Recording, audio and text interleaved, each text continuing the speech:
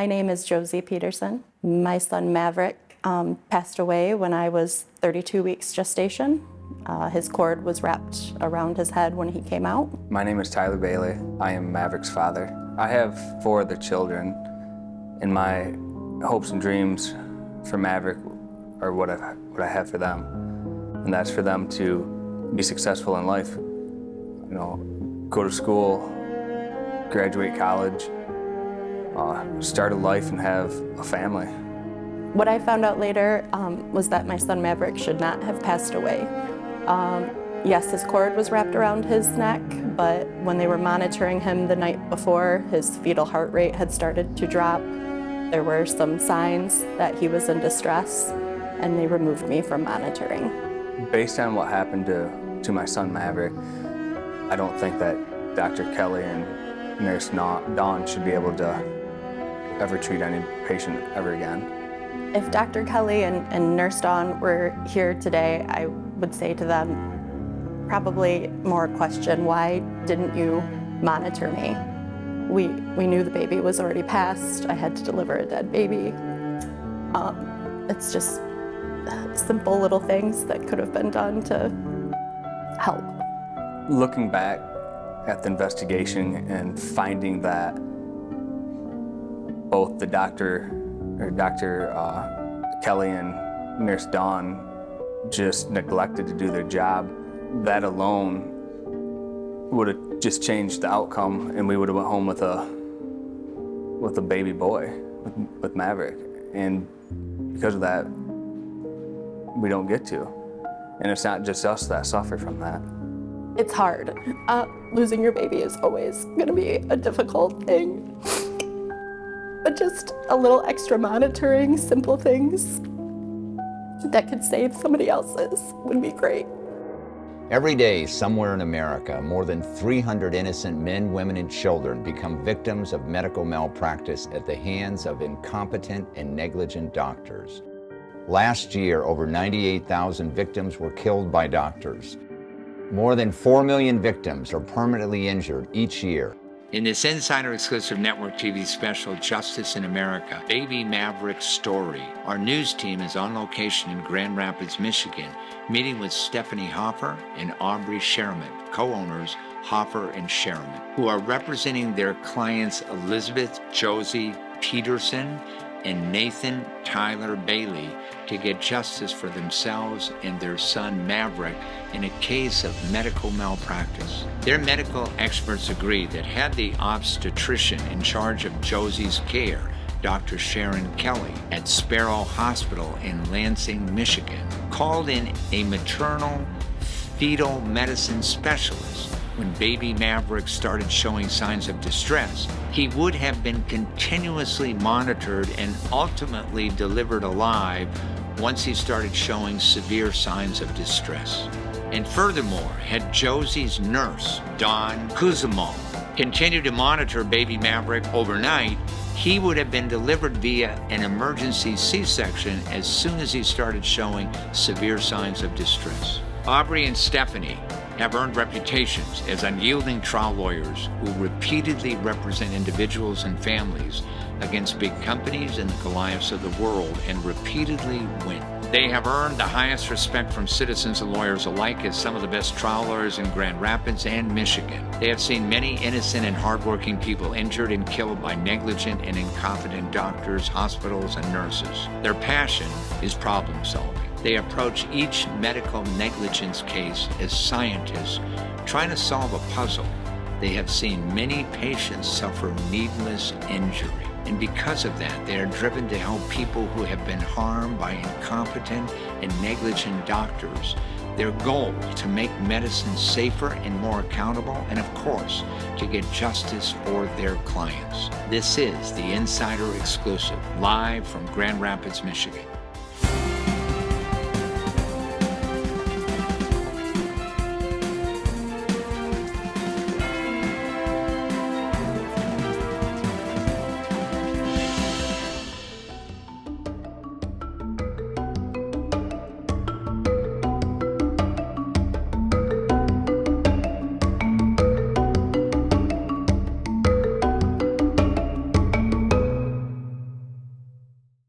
It is my great pleasure to introduce Stephanie Hoffer and Aubri Sheremet to the show. Welcome to the show. Thank you. Tell our audience a little bit about your firm, Stephanie. Our firm specializes in medical and legal malpractice law.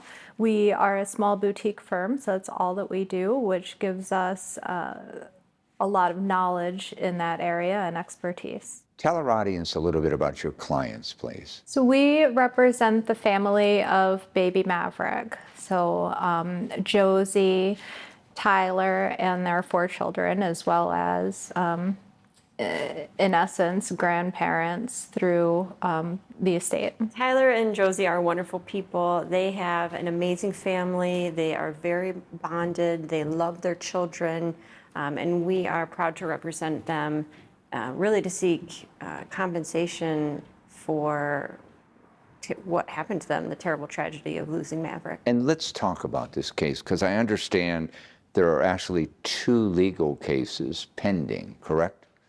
One is a wrongful death claim on behalf of baby Maverick, right? And a claim on behalf of Josie's behalf, right? Please explain what these cases are about. So we've brought a case on behalf of Josie personally for the injury that she has suffered. This has not been done in Michigan in quite a long time, but we think that the law and society needs to recognize that when there is negligence and malpractice that causes a premature termination of a pregnancy, that is an injury, and that is devastating to the mother, separate and apart from the devastation of losing that particular child. And that's something that the law should compensate for. We also brought a wrongful death case on behalf of the estate of baby Maverick so that his family can recover for their emotional loss, the loss of baby Maverick, as well as the economic loss. Okay, now let's talk about what happened to baby Maverick. Josie went to the hospital after her water broke. She was 32 weeks pregnant. She was on continuous monitoring. Baby Maverick was moving. She could feel him. The fetal heart monitoring was looking really good. The idea was to keep her in the hospital for a few weeks if they could, if they needed to deliver sooner. The odds were well within her and Maverick's favor to have a healthy baby. And then the monitoring started to change, and it started to look like baby Maverick was not doing well. So during an overnight shift, Dawn Kuzma, the nurse, she was having trouble getting the baby to respond. The baby's heart rate was not doing very well. At this time, it is not clear what happened. The phone records and the fetal heart monitoring access log produced by Sparrow Hospital do not corroborate the defendant's testimony. But what we do know is that Josie was taken off the monitor. Nurse Dawn tried different things to get baby Maverick to react, such as maternal position changes. She also tried vibroacoustic stimulation. However, rather than using a vibroacoustic stimulator, which is a medical device that attempts to startle the baby with a quick vibration and loud ping, she played loud music at Josie's abdomen for nearly an hour. Despite these measures, baby Maverick was not responsive. And despite this, Josie's care providers stopped monitoring. Why did the doctor and the nurse stop? Well, they didn't put that in their note. They didn't give the reason why. And that will certainly be something that will come to light during litigation, because they shouldn't have stopped monitoring. If they had continued to monitoring, they would have recognized that Maverick was in terrible trouble. And Sparrow Hospital has anesthesia department, an obstetric department. They could have done a crash C-section if necessary and saved him. In your investigation, what other facts have you discovered? Well, one of the things that we've discovered is Dr. Kelly is indicating that she did not tell Nurse Dawn to stop monitoring. So it's going to be very interesting as litigation continues if there's going to be more finger pointing between Sparrow Hospital employees and the obstetrician who was really in charge of this baby. Because Dr. Kelly, though, also didn't order the nurse to continuously monitor the baby. So neither one of them did their job, did they? And that's below the standard, reasonable standard of care, right? And that's what all these cases come down to, right? Incompetence, negligence, correct? And look what happened. Somebody died, right? It could have been prevented. What are some of the challenges you have in these cases and the hurdles they have to overcome? Particularly in Michigan, we have very unfavorable laws for patients. They limit unfairly the compensation that a family can recover. We have caps on non-economic damages. Which is pain and suffering. It is pain and suffering. And it's sad because in a situation like this, the legislature has decided to put an unreasonably low value on human life. Whereas, you hear of these other cases where someone dies and it's not medical malpractice. Maybe it's a car accident or a police shooting or something similar. And you have millions and millions of dollars in a settlement. We are also pursuing economic damages on behalf of the baby's estate. And we have done it one other time. To our knowledge, that's the only time it has been done in Michigan, but we think it should be part of every case where a baby has died, and that is their future economic loss. So everyone, not everyone, but most people, you grow up, you get a job, and that brings economic value. And we believe that that economic value should be recognized as compensation to the estate. Assuming that you're successful with this cause of action, how does this benefit society? Well, I think it benefits society because it shows that there is a value not just to parents but to individuals in these types of cases.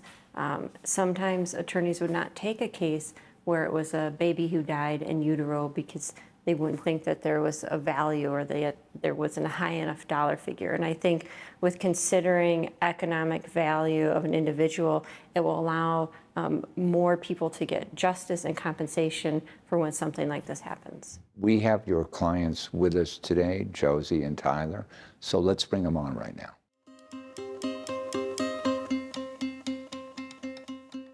It is my great pleasure to introduce Josie and Tyler to the show. Welcome to the show. Thank you. Thank you. Tell us about your family today. We have 4 children. We have Nathan, Nixon, Nash, and Lennon.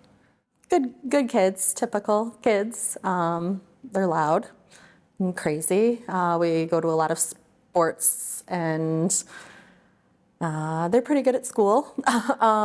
They all play soccer except for Lennon. She's 2. But she kicks the ball around also. I don't know. I love our kids most days. How difficult was it telling them that Maverick had passed? Tyler had the job of telling them.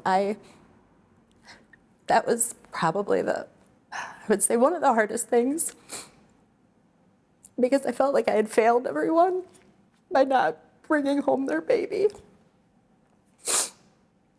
My parents had our kids while we were at the hospital, and my parents came up. They knew, but Tyler had to meet the kids to let them know what had happened. And it's probably got to be one of the hardest things, I would think, to tell them. And our oldest, I remember he said, "How's Mom?" I think he was more worried about me. It's something that I never thought I'd ever have to do, was to tell our kids that their brother was dead. I remember it like it was yesterday. We had some friends that had our oldest, and they dropped him off, and like she said, I said, "Hey, we gotta talk." And he got scared. And instantly, his mom okay? Is mom okay? I said, Mom's fine. And I had to tell him that his baby brother, Maverick, didn't make it. And then later on, I had to tell our daughter, Nixon, and she instantly burst into tears. What are their thoughts now that you're involved with this legal proceeding about the doctor, Kelly, and the nurse, Dawn, about what they did? Because I'm sure you've explained this, that it's their fault, right? They're upset. I think it's still hard for them to grasp everything that's going on. But there's days where they'll start crying and tell us that they miss Maverick. If Dr. Kelly and Nurse Dawn were sitting here right now, what would you say to them? I would ask them, why did you not do your job? Why did you ignore the signs that there's something wrong, that Maverick's heart rate was dropping? Why would you ignore that? And you, more than most people, would know because you are a paramedic. You deal with this every day. You knew, or if you were in their shoes, what to do. They should have known too, right? They should have monitored more. The signs were all there, and they failed to do their job. What do you think about the job that your lawyers, Stephanie and Aubrey, are doing for you guys? They're doing a great job. They've been very supportive and helpful. Explaining everything and step by step. Well, and I specifically looked for women. I wanted mothers. I wanted someone who understood and who could feel what I felt or know what it could be like. And not that there's anything wrong with a man, but I didn't think that a man would understand my feelings and what I was going through. Well, my condolences to both of you. And thank you so much for spending your time with us. Thank you, and best of luck. Thank you. Thank you.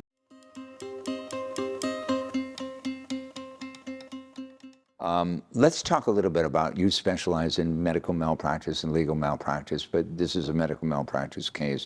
Let's talk about, a lot of people think, something went wrong with an operation, the doctor maybe lied, covered up. What is medical malpractice? The legal definition is a breach of the standard of care which results in a physical injury and damages. Okay, now you have to prove that in a case in court, and the way you usually prove it is you have an expert, and their side has experts, and so it becomes a battle of experts.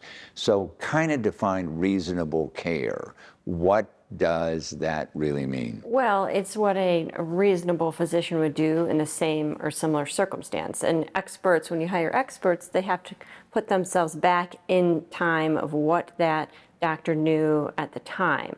And typically for physicians, it is a national standard of care. And so experts from everywhere should really be able to agree upon what the standard of care is for that physician, where things start to, both sides kind of fight over the facts and how those apply to the standard of care. Okay, what should you do if you think that you have been the victim of medical malpractice, or somebody in your family or someone you know? What should you do first? Well, certainly what you need to do is contact a lawyer, because there are time limits.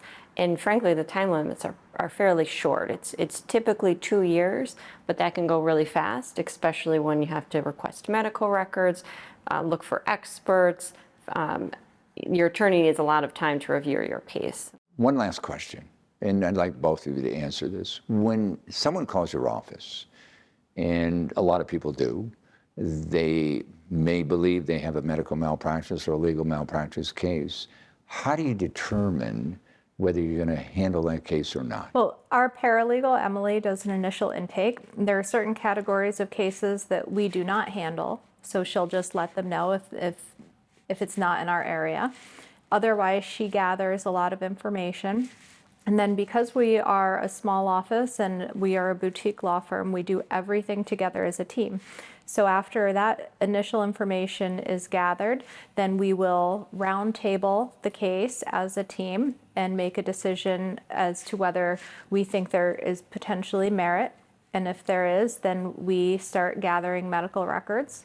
After we review the medical records, we have another roundtable to see if we think the case is worth pursuing. And then we would obtain expert witness reviews. And if those are favorable, then we would begin the litigation process. And I want to bring up, Aubrey, that anybody that you decide you want to handle their case, represent them, it doesn't cost them any money, does it? Right, we advance costs and we don't charge an hourly fee. And that is typical across the board for most medical malpractice attorneys. Yeah, it's a contingency basis. If you win, you get paid. That's why you have to be real careful about the type of cases, because some of these cases can drag on, can't they? They can, and we have discussions with our clients. We involve them in every step of, the whole process, because it can drag on, and it's an emotional drain for our clients as well as time. And so we really want them to be involved in making the final decision on whether it's something they want to pursue. Well, I want to thank you both for being on the show, and good luck with this case. Thank you. Thanks for joining us. You can get more information about our guest and the issues at insiderexclusive.com.